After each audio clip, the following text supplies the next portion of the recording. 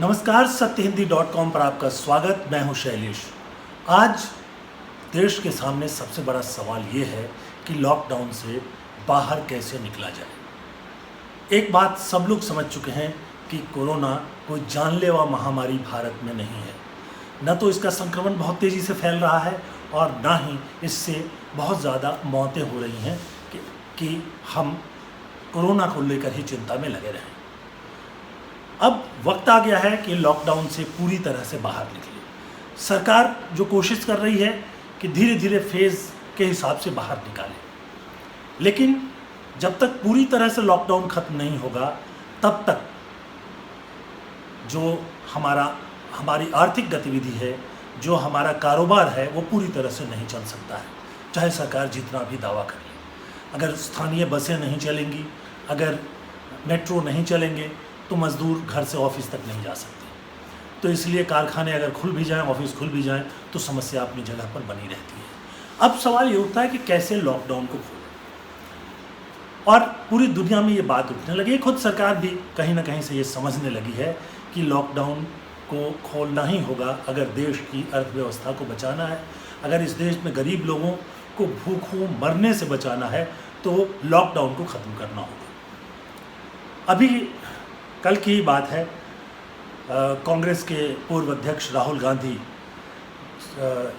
ने दो जो महामारी विशेषज्ञ हैं दुनिया के, उनसे बात की, और इसमें से एक है अशोक झा, जो कि इस बात की वकालत कर रहे थे, वो हार्वर्ड में हैं, इस बात की वकालत कर रहे थे कि लॉकडाउन बहुत ज़रूरी है और नहीं तो फिर ये बेहिसाब फैल जाता और लोगों को और बीमारों की देखभाल करना संभव नहीं होता। वो एक राय है। दूसरे जो स्वीडन के एक एपिडेमियोलॉजिस्ट, यानी जो इस तरह के महामारी विशेषज्ञ होते हैं, उनकी राय को भी सामने रखा। उनका नाम है योहान गिसेके, और उन्होंने साफ तौर पर कहा कि भारत में लॉकडाउन की ज़रूरत नहीं थी, लेकिन लॉकडाउन तो हो गया। करीब करीब 2 महीने होने जा रहे हैं, हो ही गए हैं। ये भी चर्चा चल रही है कि कुछ राज्य सरकारें जो हैं 1 जून के बाद भी लॉकडाउन बढ़ाना चाहती हैं, और इसके पीछे मानसिकता सिर्फ ये है कि राज्यों की सरकारें सिर्फ अपने रिकॉर्ड में ये बताना चाहती हैं कि हमारे यहाँ कोरोना का संक्रमण सबसे कम है। अब इसकी एक होड़ सी लगी हुई है, हालांकि इस होड़ का कोई मतलब नहीं है। ये बात बहुत साफ हो गई है कि आज जिस राज्य में कोरोना का संक्रमण नहीं है, कल उस राज्य में संक्रमण हो सकता है। हमने केरल को देखा, केरल कई दिनों तक उसकी इस बात के लिए तारीफ़ की गई कि वहाँ कोई नया केस नहीं आया, लेकिन बाद में नए केस आ गए। हालांकि केरल सरकार की तारीफ़ अब भी करनी होगी, क्योंकि नए केस आ रहे हैं, उसको भी वो बहुत अच्छी तरह से हैंडल कर रहे हैं। सबसे अच्छी चिकित्सा व्यवस्था, सबसे अच्छी तरह से इस महामारी को रोकने की व्यवस्था वही है। लेकिन और भी राज्य हैं, गोवा में भी है, बहुत सारे राज्य हैं जिनमें की बेहतर व्यवस्था की जा रही है।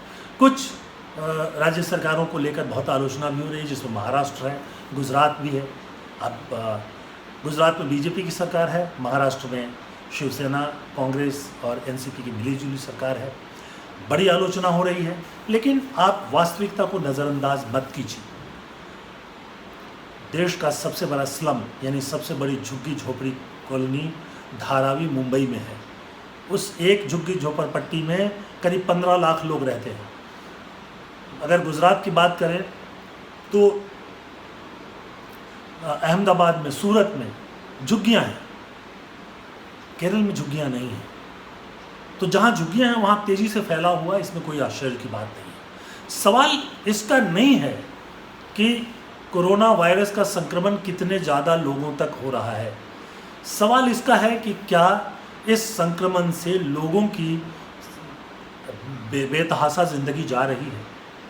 और इस सवाल का जवाब ये है कि कोरोना से संक्रमण तो है, लेकिन ऐसा नहीं है कि इससे बहुत ज़्यादा लोगों की मौत हो रही है। भारत में हर दिन करीब करीब 18 से 20 हज़ार लोगों की मौत बीमारियों से होती है। ये रिकॉर्ड है, सरकार का रिकॉर्ड है। कोरोना से अगर दिन में 150 मौतें हो रही हैं तो उसको बहुत ज़्यादा नहीं कह सकते। उसके अलावा इसमें जो सबसे बड़ी बात है वो ये है कि सिर्फ कोरोना संक्रमण से होने वाली मौतें बहुत कम हैं। ज़्यादातर मौतें जो हैं वो कोमोर्बिड पेशेंट की हुई है। कोमोर्बिड का मतलब होता है कि जो लोग किसी और बीमारी से पहले से पीड़ित थे, यानी उनको दिल की बीमारी थी, उनको सांस की बीमारी थी, उनको डायबिटीज़ यानी मधुमेह की बीमारी हो सकती है, उनको और भी जितनी तरह की बीमारियां हो सकती हैं, कैंसर हो सकता है, ये सब बीमारियों से किसी न किसी तरह से पीड़ित थे। और जो अब तक सरकार ने आंकड़ा हमारे सामने रखा है उसके हिसाब से 83% लोग ऐसे ही थे जो किसी न किसी बीमारी से पीड़ित थे। तो जब हम उसको सीधे तौर पर ये नहीं कह सकते कि ये मौतें जो हैं कोरोना से ही हुई, ये मौतें जो हैं वो दूसरी बीमारियों के कारण भी हो सकती हैं, क्योंकि पोस्टमार्टम हो नहीं रहा है। तो आखिर में डेथ का यानी मौत का कारण क्या था ये बताना संभव नहीं है। हो सकता है कि उस व्यक्ति को कोरोना का संक्रमण हो, लेकिन कोरोना संक्रमण होने के पहले, दूसरे, तीसरे, चौथे दिन में किसी की मौत नहीं होती। 5वें, 6ठे, 7वें, 8वें, आमतौर पे 7वें, 8वें से लेकर 10वें दिन तक मौत हो सकती है, जब ये संक्रमण पूरी तरह से जो हमारे फेफड़े हैं उनको जकड़ लेता है और सांस लेना मुश्किल हो जाता है। तो उस समय जो है मौत की स्थिति आ सकती है, शरीर में ऑक्सीजन की कमी हो जाती है, सांस लेना मुश्किल हो जाता है, और तभी जो है वो सबसे ज़्यादा खतरा रहता है। तो अगर संक्रमण मिला और वो व्यक्ति पहले से ही किसी और बीमारी से पीड़ित था, तो फिर हम ऐसा नहीं कह सकते कि वो उसी कारण से हुआ। जो विशेषज्ञ कह रहे हैं उनमें से एक विशेषज्ञ, भारत के जो महामारी विशेषज्ञ हैं, एपिडेमियोलॉजिस्ट हैं, डॉक्टर जयप्रकाश मोलेल, जिनसे कल मैंने इंटरव्यू किया था, वो कह रहे हैं कि ये जो लॉकडाउन है वो एक डिसास्टर है। ये जो है कोरोना के संक्रमण को तो ख़त्म नहीं कर सकता, हमारी अर्थव्यवस्था को ज़रूर ख़त्म कर रहा है। तो ये इतनी बड़ी आपदा है, इस आपदा से कैसे निकले? लोगों के दबाव में, ख़ासतौर पर मजदूर वर्ग के दबाव में सरकार को ट्रेनों को चलाना पड़ा। अब हवाई जहाज़ भी चलाने की कोशिश की जा रही है, कुछ बसें भी चलाई गई हैं। सब कुछ मज़दूरों के दबाव पर किया गया, जिनके बारे में कहा जाता था कि ये सबसे ज़्यादा असुरक्षित है। ये मज़दूर करीब अब तक जो है 31 लाख मज़दूर तो ट्रेनों से बिहार, उत्तर प्रदेश, मध्य प्रदेश, छत्तीसगढ़ अपने घरों में जा चुके हैं। लेकिन कहाँ पर महामारी की स्थिति आ गई है, कहाँ पर भयानक रूप से ये कोरोना का संक्रमण फैल गया है? अगर नहीं फैला है तो इस बात से इतना यकीन तो हो जाना चाहिए कि ये संक्रमण जानलेवा स्थिति में भारत में नहीं है। कुल 4000 से कुछ ज़्यादा मौतें, कुल 1.25 लाख से कुछ ज़्यादा संक्रमण, इसको हम बहुत बड़ा नहीं कह सकते हैं। मैं इस वक्त यूरोप और अमेरिका की बात नहीं करना चाहूँगा। उनकी दुनिया अलग है, उनके रहन सहन अलग है, उनका खाना पीना अलग है, भारत अलग है। तो भारत में क्यों ये नहीं फैल रहा है, उसके कारण हो सकते हैं, उस पर भी हम नहीं जाना चाहते। लेकिन स्वीडन के डॉक्टर योहान गिसेके, जिन्होंने कल राहुल गांधी से बात की थी, उसमें उन्होंने एक बहुत महत्वपूर्ण बात की और उन्होंने कहा कि हमें फेज़ वाइज धीरे धीरे करके खोलना चाहिए। या आप खोल दें, फिर देखें कि उसका कितना असर होता है, ज़रूरत हो तो दोबारा बंद करें, और उसके साथ साथ ये जो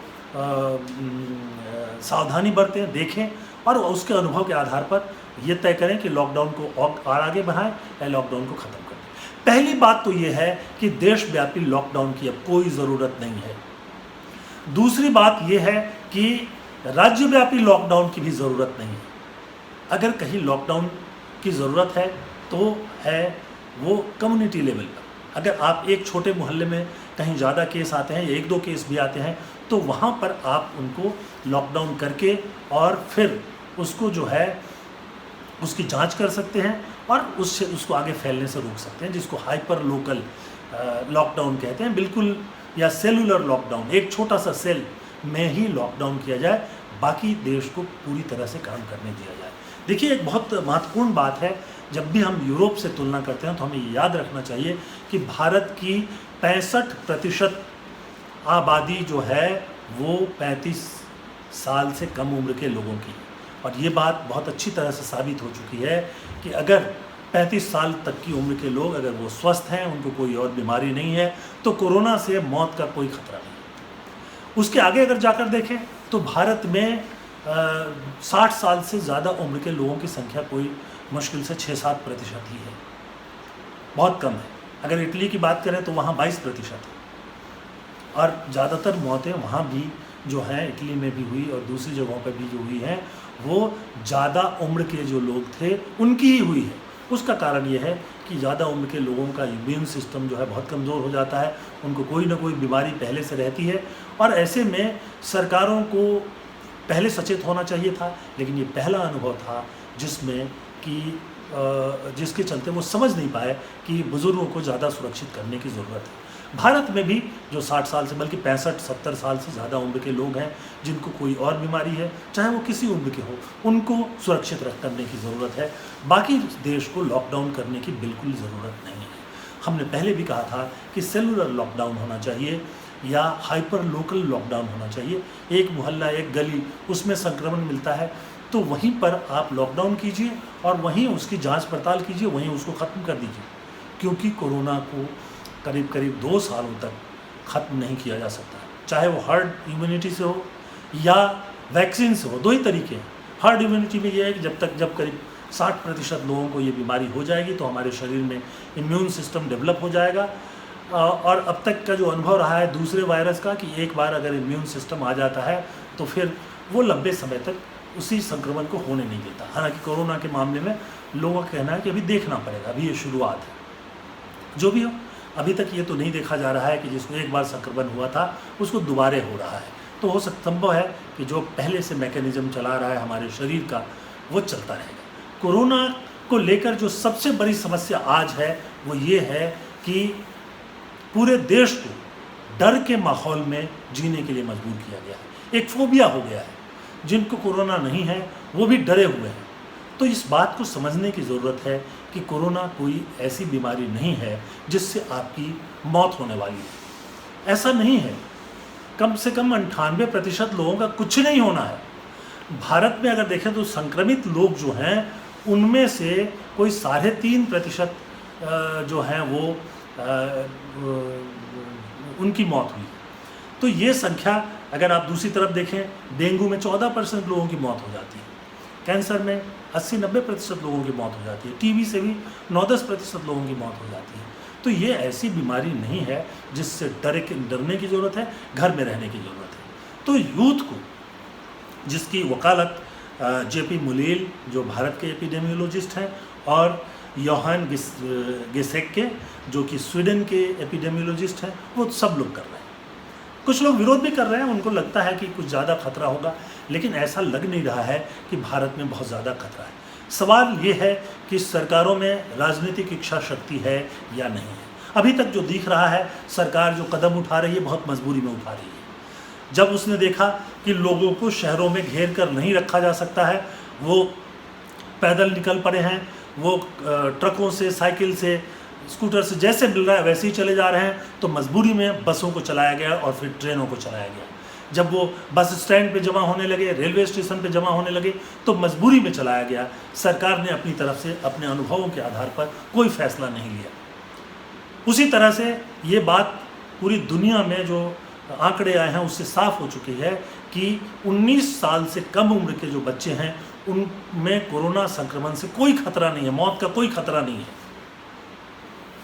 ये बात कल हमने पिछले दिनों जब डॉक्टर सुधीर त्यागी जो अपोलो हॉस्पिटल में वरिष्ठ न्यूरोसर्जन हैं, उन्होंने अपने स्टडी में भी बताया था कि 19 साल से नीचे वालों को खतरा है ही नहीं, तो फिर स्कूल और क्यों नहीं खोले जा रहे हैं। स्कूलों में तो 19 साल से नीचे के बच्चे होते हैं। बहरहाल अब जून आने वाला है और जाहिर सी बात है गर्मियों की छुट्टियों का समय हो गया। सवाल यह है कि क्या सरकार जुलाई में स्कूल खोलने की तैयारी अभी से कर रही है? क्या रणनीति होगी स्कूल खोलने पर? किस तरह से उसकी मॉनिटरिंग की जाएगी? अगर कहीं किसी जगह से केस आते हैं तो उसको कैसे संभाला जाएगा, या फिर पूरे देश में लॉकडाउन कर दिया जाएगा? ये कोई तरीका नहीं। कॉलेजेस, ये परीक्षाओं का समय है, जून में कॉलेज भी बंद हो जाते हैं, परीक्षाएं ज़रूर होती हैं। अभी तक कोई संकेत नहीं मिल रहा है। कुछ संकेत मिल रहा है कि जुलाई में कुछ परीक्षाएं होंगी। परीक्षाओं के समय भी अगर कॉलेज में बच्चे जमा होंगे तो क्या रणनीति होगी, कैसे वहाँ बचाया जाएगा? क्या सरकार सबको टेस्टिंग करके भेजेगी? कौन सी टेस्टिंग, कितना है? भारत में रोज़ सिर्फ 1 लाख टेस्टिंग करीब हो रही है। अब मैं समझता हूँ कि इससे ज़्यादा टेस्टिंग की क्षमता भी नहीं है, संभव भी नहीं है। और बहुत हद तक मैं कह सकता हूँ कि ज़रूरत भी नहीं है। मैंने इस दौरान पिछले 10-15 दिनों में मैंने बताया कि एपिडेमियोलॉजिस्ट जयप्रकाश बुलील, मुंबई के डॉक्टर अशोक सिंह,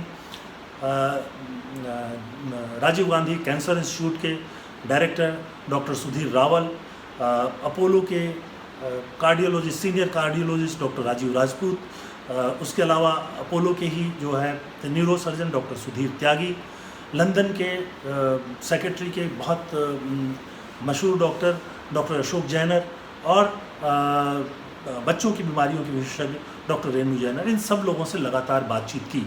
और इस बातचीत के बाद मेरे सामने ये तस्वीर बहुत साफ है कि लॉकडाउन को ख़त्म करना चाहिए। कैसे फेजेस में होगा?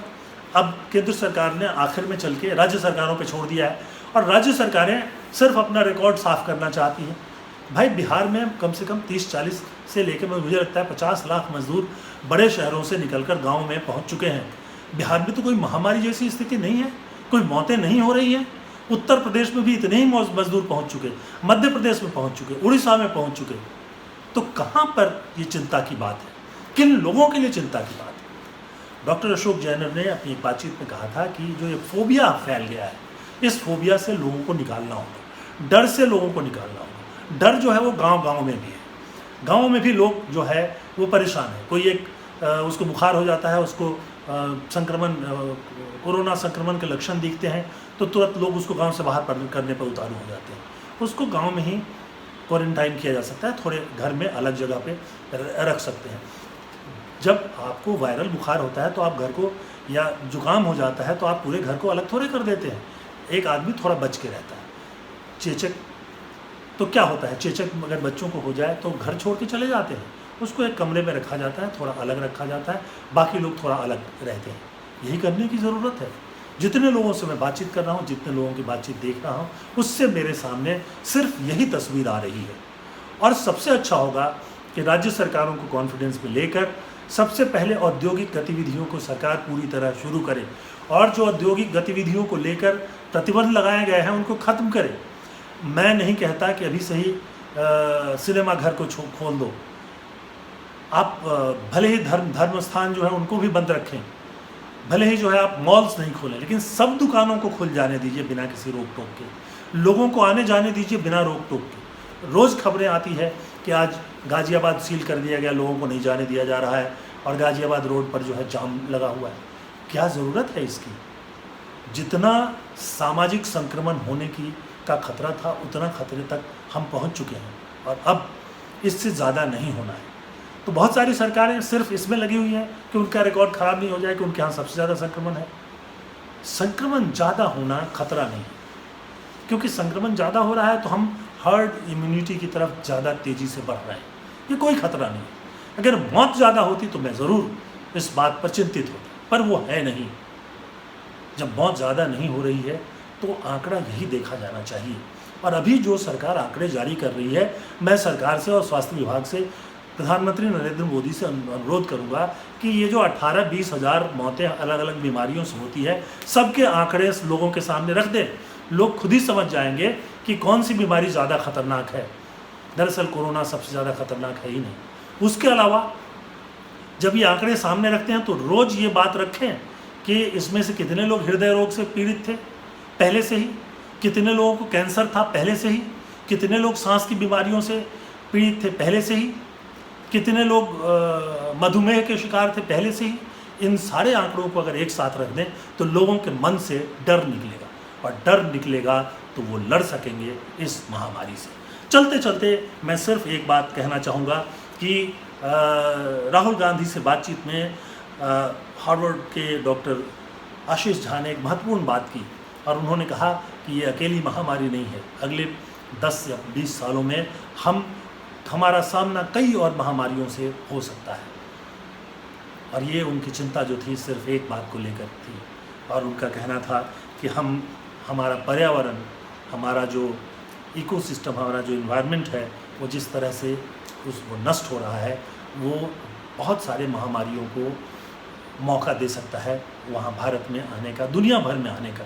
तो इसलिए भारत की नहीं, वो दुनिया की बात कर रहे थे कि अगर हमने अपने पर्यावरण को हमने अपने वातावरण को ठीक नहीं किया, तो जिस तरह से औद्योगिकरण के कारण और ग्लोबलाइजेशन के कारण पूरी दुनिया में जो ऐसी गैसें बढ़ रही हैं जो ख़तरनाक है पूरे पर्यावरण के लिए, वो हमारे लिए जानलेवा साबित होंगी और एक ही नहीं कई और महामारियों से हमारा सामना हो सकता है।